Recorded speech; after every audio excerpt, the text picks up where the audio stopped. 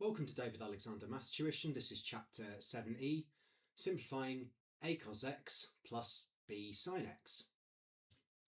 Okay, so let's take a look at our first example. We've been told 3 sine theta plus 4 cos theta is always equal to r sine theta plus a. And we need to work out what r is. We know it's greater than 0, and we want to work out the value of tan a. And obviously, in other questions, if we can work out what tan a is, we can work out what a is by just inverse tanning it. So what we need to do here is do our expansion of this stuff here. So r sine theta plus alpha is r sine theta cos alpha plus r cos theta sine alpha.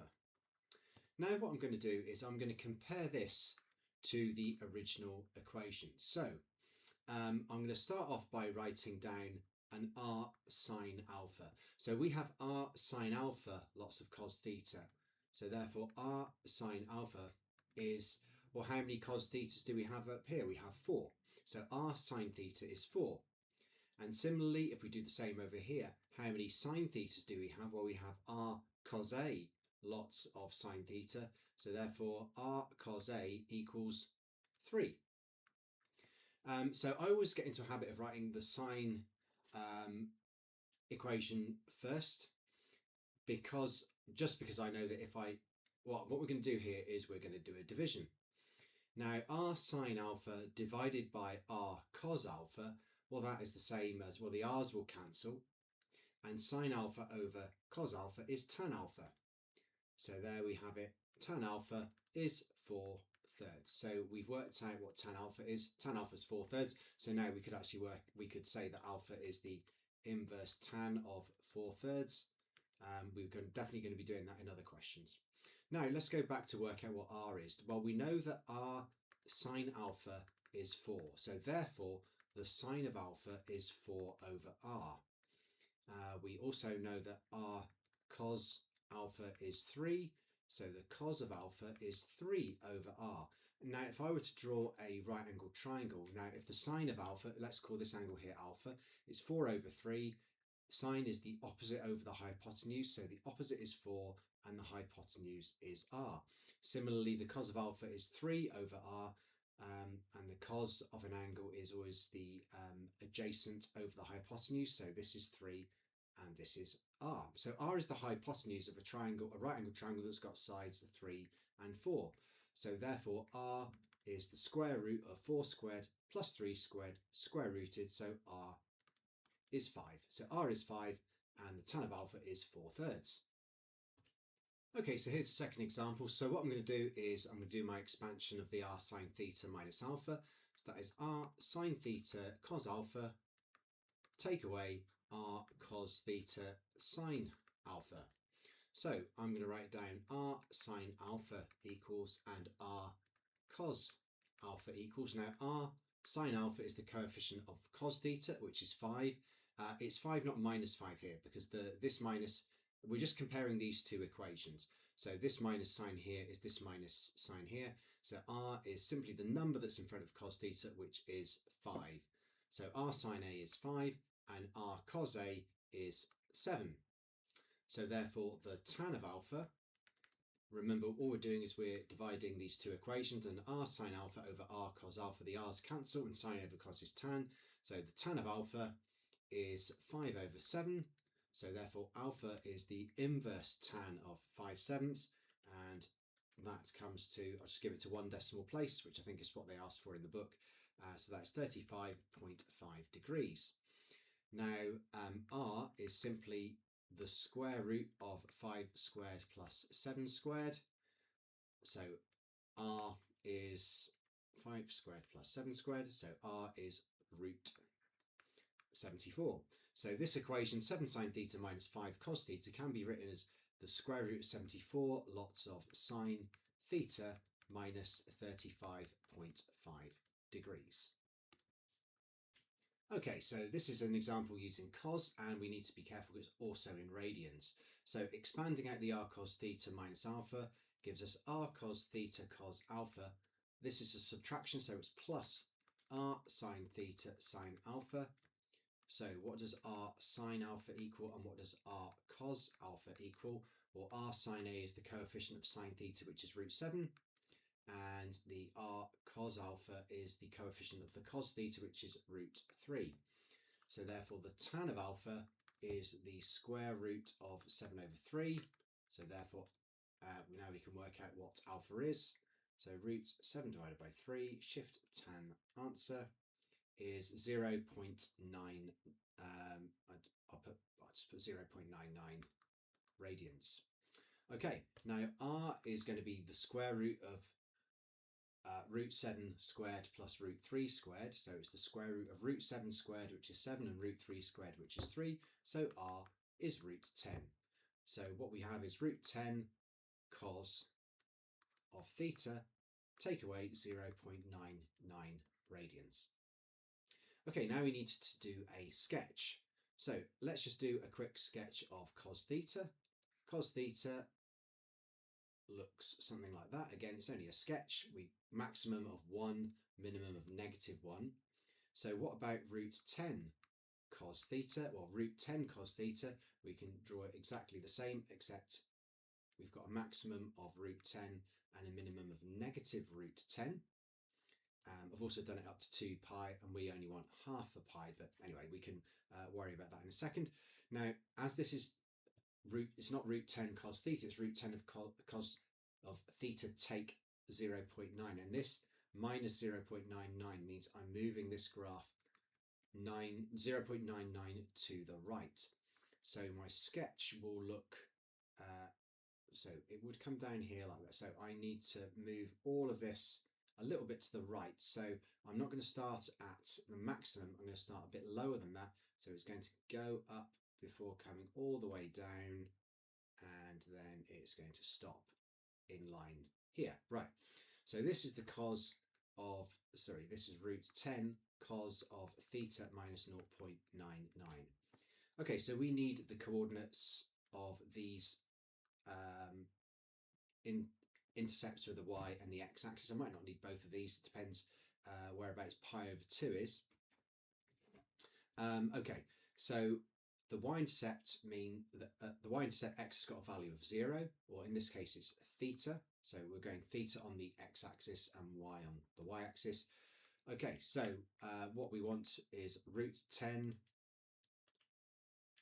multiplied by the cos of 0 minus 0.99, or just the cos of minus 0.99, and that is 1.73. So this coordinate here is 0, 1.7, okay, I'll just put 1.74. And the x-intercepts, well, that is where the function is 0. So when is the √10 of cos theta minus 0.990? Well, that's the same as when the cos of theta minus 0.99 is 0. We've just divided both sides by √10 there. So therefore theta take away 0.99 is the inverse cos of 0, which is, okay, you can use your calculator here, of course. So theta take away 0.99 equals, so I know it's 90 and 270 degrees. And in terms of pi, that is pi/2. And 2 pi, subtract that answer, which is 3 pi/2. And now all we need to do is add 0.99. Well, as we are drawing it between 0 and pi/2, then these will actually be out of range, which is probably not the intention of the question, to be honest. And maybe we want to look at the solution that is before this one here. So the theta value here is going to be pi/2 plus 0.99, and pi divided by 2 plus 0.99, that comes to 2.56. So here is 2.56, so which is out of range. And we've also got 3 pi/2 plus 0.99. Obviously this is even further out of range, so this is 5.70. We only want to go up to pi/2, and of course pi/2 is 1.57. So we're probably only interested in up to about here. So we can see quite clearly, I mean, we've done a lot of work, there's a bit of a waste of time there, certainly thinking about what the x-intercept there is. Perhaps this question would have been a little bit better if it had been a 0 to pi rather than 0 to pi over 2. At least we would have got one x-intercept there. So as far as the question is concerned, we're only able to do the y-intercept because there are no x-intercepts there. But I've shown you well, how to do it in the event there was a question with a slightly different range for the theta values. Okay, so this question's a little bit more involved with lots of sub-questions. So first of all, we need to do our cos expansion. So that is r cos theta cos alpha. This is a plus sign, so that's going to be subtract r sine theta sine alpha. So r sine alpha is the coefficient of sine theta, so r sine alpha is 12 and r cos alpha is 8. So therefore the tan of alpha is 12 over 8. So alpha is the inverse tan of 12 over 8. And we remember here we are in degrees, which is always quite annoying when you're having to switch between the two. And the inverse tan of 12/8 is 56.3. So alpha is 56.3 and degrees, and r is the square root of 12 squared plus 8 squared. 12 squared plus 8 squared square rooted is 4 root 13. Okay, so we can write this as 4 root 13 cos theta plus 56.3 degrees. Okay, so the graph of, we can see clearly that this is the same as what we were given in the first part. And we also need to remember that 8 cos theta minus 12 sine theta is the same as 4 root 13 cos theta plus 56.3. So we want to see where does it meet the y-axis? Well, where it meets the y-axis, theta is 0. So it's going to be 4 root 13 cos of theta, which is 0, plus 56.3, so 56.3. So that's all we need to type into our calculator. The cos of 56.3 multiplied by 4 root 13. It's not going to be a very nice value, and it's 8.00208. So we'll just call it 8. So P is going to be 0, 8 to 1 or even 2 decimal places, or to the nearest whole number, 0, 8. Okay, so write down the maximum and minimum values of 8 cos theta minus 12 sine theta. Again, let's just double check. This is exactly the same as what we started with. So that is the same as writing down what is the maximum and minimum values of 4 root 13 times the cos of theta plus 56.3 degrees. We don't need to worry about the plus or this 56.3. That will just move the graph to the left or to the right. In this case, it's going to move it to the left. It's not going to affect its maximum or minimums. But 4 root 13, well, this coefficient here, that is the maximum value and also the minimum value. So the maximum value is 4 root 13 and the minimum value is the negative of this. So minimum is minus 4 root 13. So that's nice and easy. Deduce the number of solutions in the interval of the following equations. Okay, so again, we've got exactly the same equation. So we need to think about what this looks like. So if I just do a quick sketch, so the cos of theta looks like so.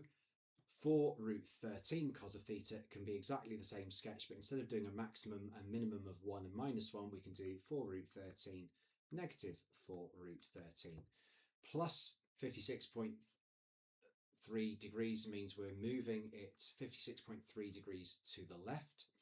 So therefore, it's the maximum of the 4 root 13 is going to be to the left of the x-axis.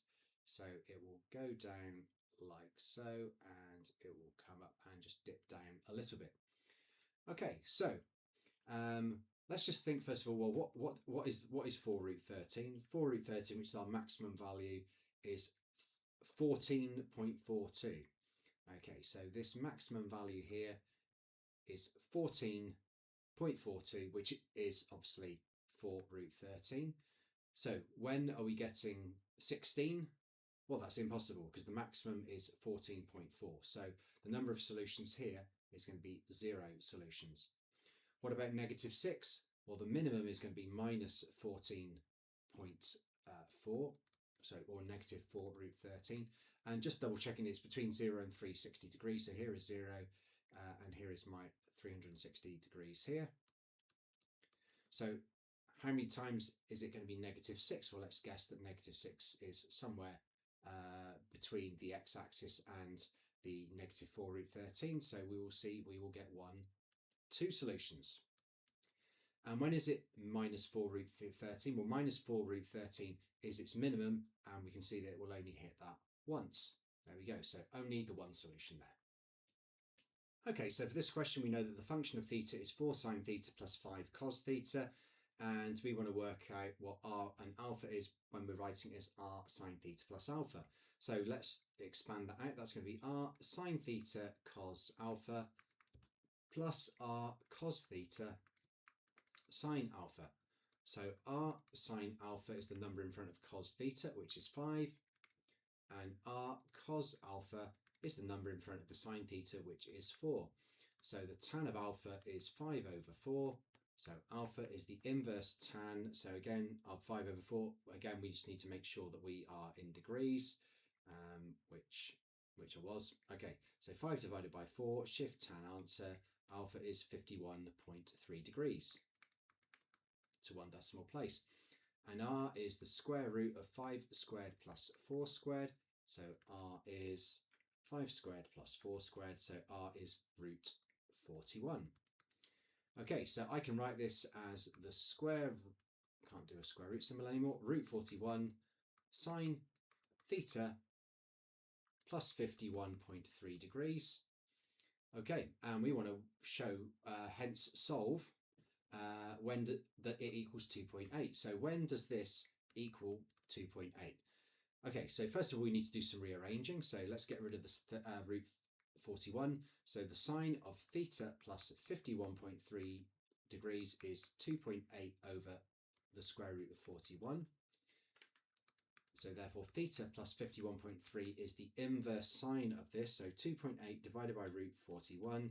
Shift sine answer is 25.9. And I'm also going to get my next solution, which is 180, take away that, which is 154 degrees. Call it 154.1. So now theta, I just need to subtract 51.3. Now, if I subtract 51.3, then the 25.9 will be out of range. So that one's no good. But 154.1 take away 51.3 will put me in range, so that's 102.8 degrees. Okay, now this one's out of range, it's less than 0.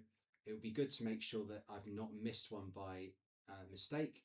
So here are my, when I'm doing my inverse sine, I know that theta plus 51.3 is this and this. Now for my next solutions, I add 360.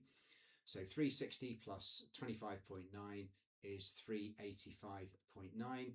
And if I subtract 51.3 from that, well, that's definitely going to be above 300. So again, this one is not leading to a solution between 0 and 180. So there's actually only one solution, which is the theta is 102.8 degrees.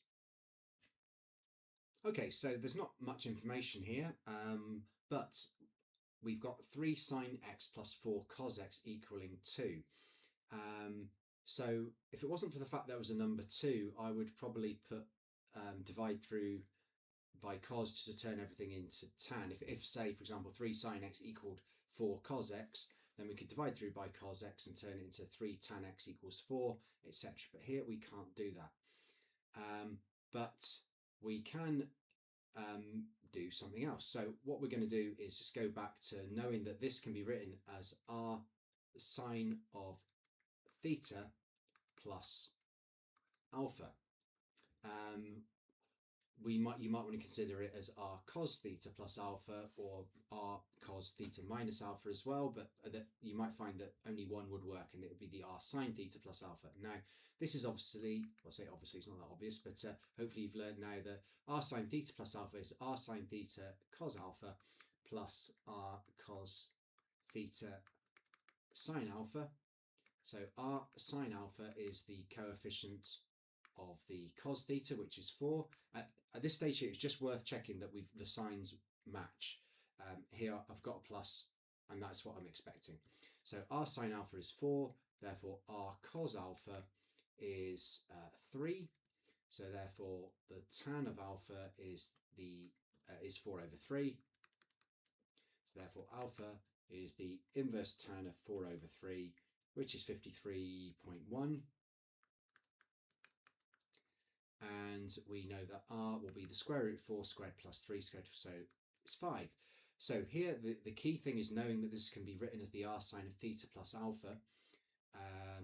Like I say, you might not know that immediately that is r sine theta plus alpha. You might want to experiment with r cos of theta, but it definitely wouldn't be plus alpha. You might want to consider minus there. But anyway, I still think that probably wouldn't work out. But trial and error is fine. So this becomes, we know that this is 5 lots of sine theta plus 53.1 degrees, and that equals 2. So therefore the sine of theta plus 53.1 degrees is 2 over 5. So therefore theta plus 53.1 degrees is the inverse sine of 2/5, and that is 23.57.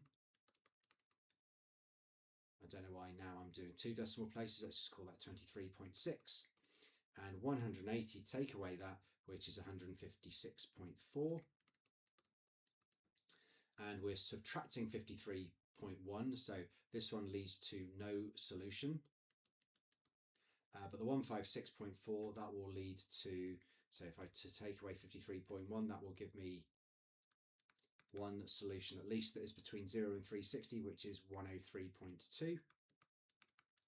And I probably should consider the next one after the 156.4, and that is going to be 360 added to the 23.6, so that is going to be 383.6, and when I subtract the 53.1 from it, that will bring me in under 360. So 383.6 take away 53.1, I'm getting a second solution, which is 330.5 degrees. So two solutions, 103.2 and 330.5. Okay, so here we're solving between 0 and 360 degrees, 3 cos x minus 5 sine x equals 1. So since we've got a positive 3 cos at the beginning, I'm going to assume that this can be written as r times the cos of x, and to get a minus sign means that I'd have to put a plus alpha here. So let's just do our expansion. That's going to be r cos x cos alpha subtract r sine x sine alpha. So therefore r sine alpha is the number in front of the r sine x, which is 5, and r cos alpha is the number in front of the cos x, which is 3. So therefore the tan of alpha is 5/3. So therefore alpha is the inverse tan of 5/3, which is 56.036. We'll just call that 59 degrees. And r is going to be the square root of 5 squared plus 3 squared, which is square root of 34. Okay, so this can be written as the square root of 34 multiplied by the cos of x plus 59 degrees. And we want to know, well, when does that equal 1? So that equals 1 when the cos of x plus 59 degrees equals 1 over the square root of 34. So therefore x plus 59 degrees is the inverse cos of that. So 1 divided by root 34, shift cos answer is 80 degrees. So it's 80 degrees, and 360 take away that for the second solution, which is 279.9. There we go. Right, so if I subtract 59 degrees from these values, then x is going to be 21 degrees, which is within range, and 279.9 take away 59 gives me 220.9 degrees, also in range. You might want to just get some values that are out of range just to know that you've not missed any. So the next solution for the x plus 59 is going to be 360 added to the 80, which is 440 degrees. And if I subtract 59 from that, well, that's definitely above 360. I knew that I was only going to get two solutions. Maybe as you get better at maths, you do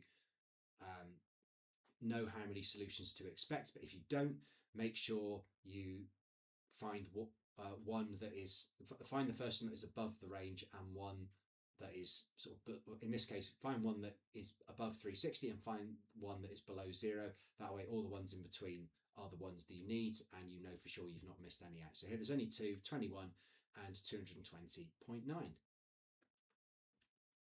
Okay, express 4 sine 2x minus 2 cos 2x in the form r sine 2x minus a. Okay, so we're just going to do our usual here. So we're going to write r sine 2x cos alpha subtract r cos 2x sine alpha. Okay, so r sine alpha is the number in front of the cos 2x, which is 2, not minus 2. This minus sign here is this minus sign here. And r cos alpha is the number in front of the sine 2x, which is 4. So therefore the tan of alpha is 2 over 4, or a half. So alpha, again, we're just checking we are in degrees. So 2 divided by 4, inverse tan answer is 26.5 degrees. Just call that 26.6. And r is going to be the square root of 2 squared plus 4 squared. And the square root of 2 squared plus 4 squared is 2 root 5. So this can be written as 2 root 5 times the sine of 2x, take away 26.6 degrees. Done. Okay, write down the maximum and the minimum value. So let's just take a look at this. This is exactly the same as what we were playing around with in the first part of the question. So this is exactly the same as 2 root 5 sine of 2x take 26.6. So the maximum and the minimum is simply this number here. The maximum is 2 root 5 and the minimum is the negative version of that, so minus 2 root 5. We don't need to worry about the fact that it's a 2x. That will just means it's all sort of like compressed in. There's more sine waves within any given interval, and this is just a translation, shifting everything by 26.6 degrees to the right, not affecting the maximum or the minimum. Okay, so for this final part, again, this is exactly the same as the equation at the start, so therefore we just need to make 2 root 5 sine of 2x minus 26.6 equal 3. So therefore the sine of 2x take 26.6 is 3 over 2 root 5. So therefore, let me just write this over here, 2x take away 26.6 is the inverse sine of that. So 3 divided by 2 root 5 is,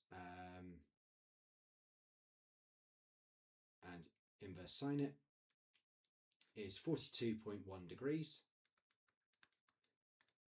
And if I subtract from 180, because this is sine, I get 137.9. Okay, so my 2x values are going to be these values here with 26.6 added onto them. So 42.1 plus 26.6 is 68.7. And 137.9 plus 26.6 is 164.5. So therefore x is going to be these values divided by 2. So 164.5, that becomes 82.3. And 68.7 divided by 2 is 34.4. Okay, so how do I know there aren't more that are in this range of 0 to 180? I mean, there's quite a gap between 82.3. It's a long way below 180. So what I'm going to do is, so my So if the sine of 2x minus 26.6 is 3 over 2 root 5, then the 2x minus 26.6 is the inverse sine of that, and these are the values here. So for my next pair, I just need to add 360 onto the 42.1 and onto the 137.9 to get my next two solutions. So that's going to give me 402.1 and 360 plus 137.9, 497.9. So now if I subtract 26.6 from these and then divide that by 2, so from the 497.9, I'm getting a solution of 235.65. Okay, that's definitely above 180. And 402.1, if I add 26.6 to that and then divide by 2, I'm getting 214. Okay, so actually I was right all to begin with. There weren't any other solutions, but just two solutions.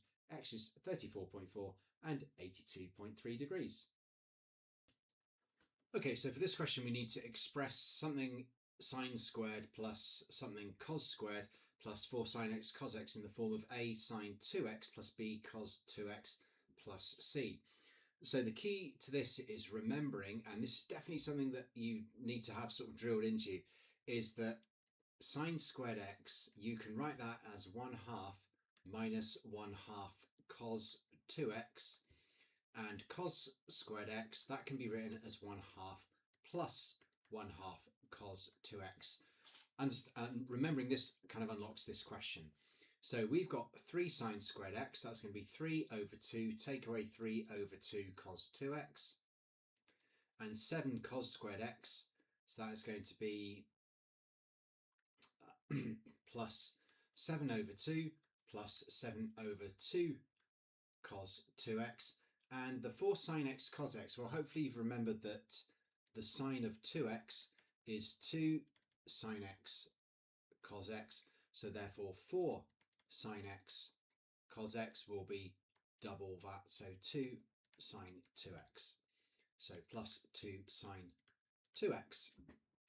Okay, so let's write it in the form they want, which is the sine 2x at the front, so 2 sine 2x, and how many cos 2x's are there? 7 over 2 take away 3 over 2, so that is plus 2 cos 2x, and 7 over 2 plus 3 over 2 is 10 over 2, so that is plus 5. There we go. So A is 2, B is 2, and C is 5. Okay, right, hence find the maximum and minimum values of 3 sine squared plus 7 cos squared plus 4 sin x cos x. Well, we know that this can be rewritten as 2 sine 2x plus 2 cos 2x plus 5. So what I'm going to, because I've got a sine of 2x plus a cos of 2x, I know that that can be written as the r sine 2x plus alpha.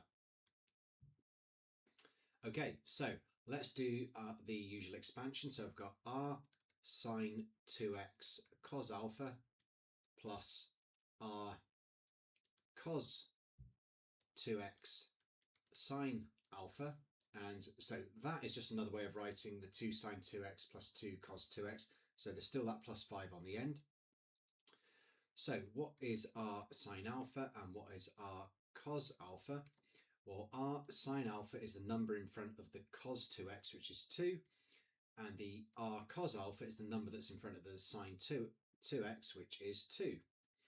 So therefore the tan of alpha is 2 over 2, in other words 1, so alpha is 45 degrees, and r is the square root of 2 squared plus 2 squared, and 2 squared plus 2 squared, all square rooted, is 2 root 2. Okay, so the whole equation can be written as 2 root 2 sine 2x plus 45 degrees. And we want the maximum and minimums. Well, the maximum and minimum for sine is 1 and -1. Oh, and I've also forgotten to put in the +5 as well. Right. So the maximum and minimum of sine, as I just mentioned, is 1 and -1. If it's times by 2√2, then the maximum and minimum will be positive and negative √2. Oops, 2√2. Minimum minus 2√2. And all I need to do is just add 5 to those. And that is the maximum and the minimum. There we go. Okay, so from the previous part of this question, we know that all this ugly stuff here, that can be written as 2√2 sine 2x plus 45 degrees plus 5. Now we need to solve this equation. Just double check, is it exactly the same? Yes, it is. So I'm just going to set that equal to 3. So therefore, what I'm going to do is just subtract 5 from both sides. So we should be okay from here, you'd hope. So that is going to be -2. Divide both sides by 2√2. So therefore 2x plus 45 degrees is the inverse sine of -2 divided by 2√2. And I'm getting -45. Subtract that from 180 for the next solution is 225. Add 360 to both of these to get the next pair. So that's going to be 315. And 360 plus 225 is 585. Hopefully I've gone way beyond the upper limit here. Okay, so to get x, I'm going to need to subtract 45 from all of these and then divide through by 2. So the -45 will definitely not get me an x value between 0 and 180, because if I subtract 45 from -45, that is still negative. And if I divide that by 2, that will be still negative, so less than 0. But 225, let's take away 45 from that. I get 180. Divide that by 2, I'm getting 90 degrees. So x can be 90 degrees. And what about 315? Take away 45 and then divide that by 2. I'm getting 135 degrees. And let's check the 585. Hopefully that puts us out of range so that we know we've got all the solutions without missing one. So 585, take away 45 is 540. Divide that by 2. It's 270, which is greater than 180. So we're just getting the two solutions there, 90 and 135 degrees. Okay, so here's one final example. We have been asked to write it in this format and working out what R and A is. So just expanding it, that's going to be R cos 2x cos alpha, subtract R sine 2x sine alpha. So R sine alpha is 35 and R cos alpha is 12. So therefore the tan of alpha is 35 over 12. So alpha is the inverse tan of 35 over 12. So alpha is 71.1 degrees. And R is the square root of 35 squared plus 12 squared. So R is 37. So it can be written as 37 cos of 2x plus 71.1 degrees. Okay, so the second part, this is exactly the same as what we've got up here. So we can just write that that 37 cos 2x plus 71.1 degrees equals -3.2. So therefore the cos of 2x plus 71.1 is going to be -32 over 37. So therefore 2x plus 71.1 is the inverse cos of that. So shift cos minus 3.2 divide by 37. I'm getting 94 degrees. Let's call that 94, actually 95.0. Subtract that from 360 for the next solution. I'm getting 265. And let's work out another pair by adding 360 onto these. So 95 plus 360 is 455. And 265 plus 360 is 625. I could do some more if I wanted to. So all I need to do is subtract 71.1 from all of these and then divide that by 2. So 95 take away 71.1 is whatever, divide that by 2. I'm getting 11.95, so I'll just call that 12 degrees, which is between 0 and, it's only between 0, sorry, no, sorry, it's between 0 and 360. Okay, let's do the same to the 265. Take away 71.1 and then divide that answer by 2. I'm getting 96.95, so I'm going to call that 97 degrees. Do the same with the 455. take away 71.1 and divide by 2. So this process we're doing now, hopefully you're very familiar with this. 191, so we'll call that 192, and 625, take away 71.1 and divide that by 2. I'm getting 277. So I haven't gone over the 360 yet, so let's work out the next one, which would be 455 plus 360. 455 plus 360 is 815. Let's subtract 71.1 from that and then divide that by 2. I'm going to hope it is above 360. It is, and the reason I want that to be above 360 is because I want to find the first one, which is outside the range. So I've only got 4 solutions: 12, 97, 192, and 277. Okay, so here's a continuation of the question. So this stuff up here we have already seen, and we know that this equation can be written as 37 cos 2x plus 71.1 degrees. I'm not sure if that's going to be useful. We shall see. So we need to express 24 cos squared x minus 70 sin x cos x in the form of a cos 2x plus b sin 2x. Okay, so we know that cos squared x, that is a half plus 1/2 cos 2x. So 24 lots of that is going to be 12 plus 12 cos 2x. And we know that the sine of 2x is 2 sin x cos x. So if we've got 70 sin x cos x, that's 35 times more than the 2 sin x cos x. That's going to be 35 sin 2x. So take away 35 sin 2x. Okay, so it's going to be written as 12 cos 2x. Oh, look, 12 cos 2x. Take away 35 sin 2x. Oh, look, take away 35 sin 2x plus 12.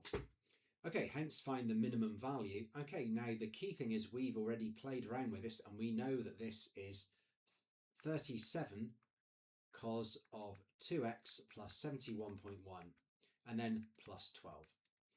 And we want the minimum. Well, the maximum and the minimum of cos is 1, -1.